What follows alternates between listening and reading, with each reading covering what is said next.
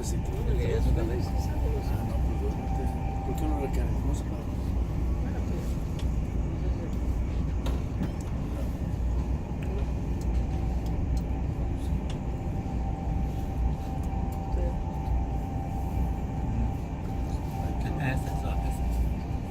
Se va tomando su video.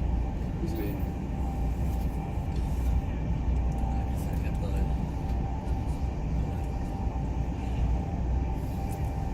Va a marear a la gente porque va muy rápido. ¿qué? El video, en serio.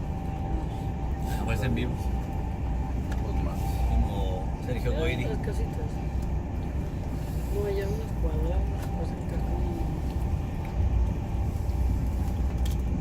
Ay, no, qué ¿Sí se empieza lo de Sergio Goyri, no? Estaba con su novia, su pareja. Y estaban en 14 de febrero. El 14 de febrero Celebraron un mes. Pero de repente la muchacha, como que es modelo, en su Instagram estaba grabándose video la novia. Y mientras Sergio Goyri platicando con otras actrices y sobre la película de Roma. Ah, pero ¿cómo crees? El pinche India que vaya a ganar un Oscar, que no sé qué. Y el video salió por todos lados. Que Goyri quemadísimo. Estaba pidió disculpas, que no quería ofenderla. Ah, una disculpa, no quería ofenderte. No, pues no quería ofenderte, porque eso lo dijo directamente, pero salió la grabación.